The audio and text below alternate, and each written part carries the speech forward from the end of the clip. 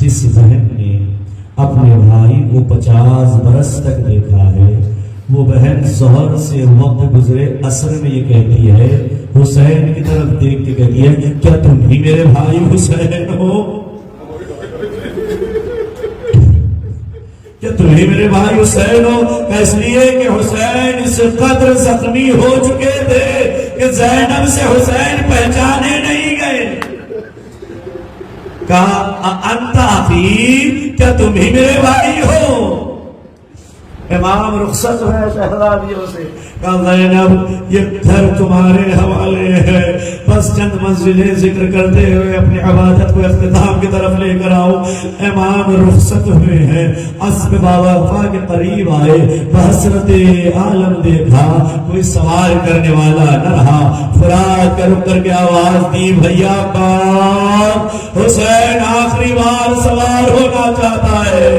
ایک مرتبہ پوچھتے آواز آئی، ایک آجایا پاس نہیں، زینب تمہیں سوار کرے۔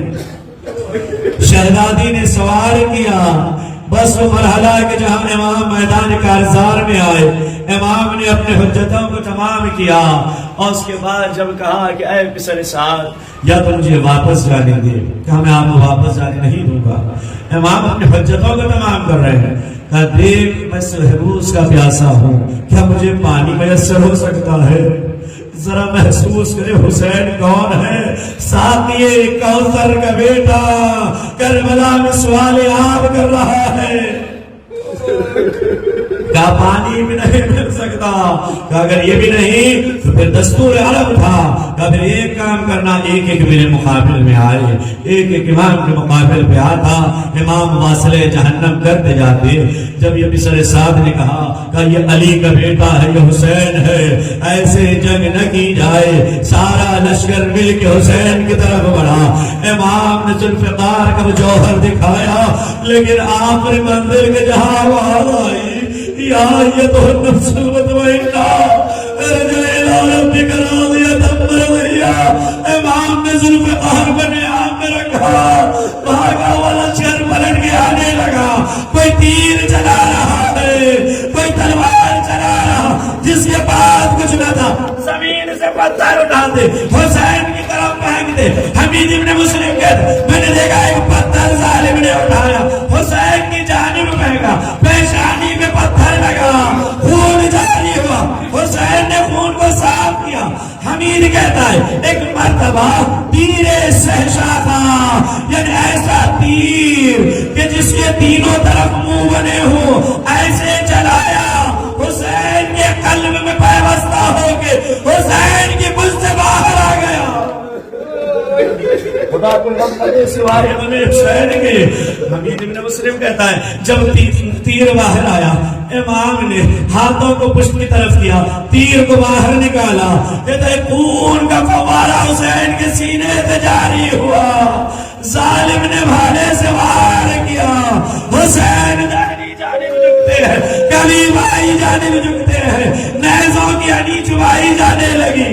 حمید کہتا ہے لب ہل رہے تھے، قریب گیا، سنا حسین کہہ رہے اماں میں گھوڑے سے زمین پر آ رہا ہوں، اماں تبتی ہوئی ریت کربلا ہے، مجھے اپنے گودی میں لٹانا اماں۔ بس چند جملے خدا ہمارے آنسوں کو رومال شہزادی میں جگا دے، بس چند جملے۔ امام نے کہا اماں گھوڑے سے زمین پر آ رہا ہوں، حسین زمین پر آئے، جسم تیروں میں معلق ہے، ایک احساس آپ کو کرانا چاہتا ہوں، ایک احساس کریں، امام پہ گریہ کریں، 12 مرثیہ آپ نے سنا، میں احساس کرانا چاہتا ہوں۔ جملہ ہے مرثیے کا، سر پیٹنے کی جا ہے رکھا اس جگہ خطر، سینہ دبا تو اور بھی تڑپے شہر کیوں؟ اس لیے کہ حسین کا جسم زمین پر نہیں تھا، حسین کا جسم تیروں میں معلق تھا۔ اب ظالم نے جسارت کی تو جسم کی تیریں بدن سے پار ہونے،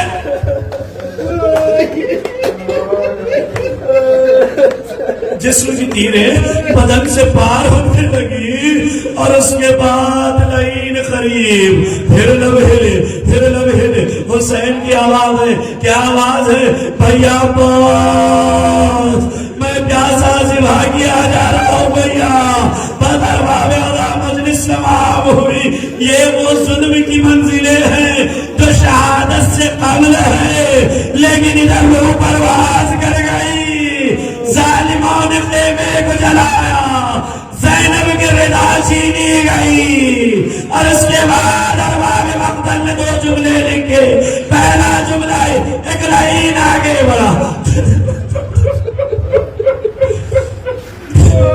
ایک لائن آگے بڑھا، حسین کی انگلی میں انگوٹھی نظر آئی، ظالم نے انگوٹھی کو اتارنا تھا، انگوٹھی اتری نہیں، ظالم نے تلوار کو لیا، حسین کی انگشت میں وار کیا، انگشت نہیں اتاری۔ ہر بات آتا 11 محرم کی صبح کسی بیٹے نے یہ منظر نہ دیکھا، اور اسے امام چاروں نے بھی کہا، پسر سعد نے کہا اگر جسموں پہ گھوڑے دوڑا دیے جائے، ہر شہید کا لاشا ہٹ گیا جس میں حسین، ظالم نے گھوڑے دوڑائے، گھوڑے دوڑانے کے بعد پسر سعد کے پاس آگے ظالموں نے کہا ہم جب گھوڑے دوڑا رہے تھے حسین کے پسلیوں کے ٹوٹنے کی آواز، زینب نے کہا ماں جائے، میں کفن نہ دے سکی، ایمان کا بابا میں سپرد نہ کر سکا۔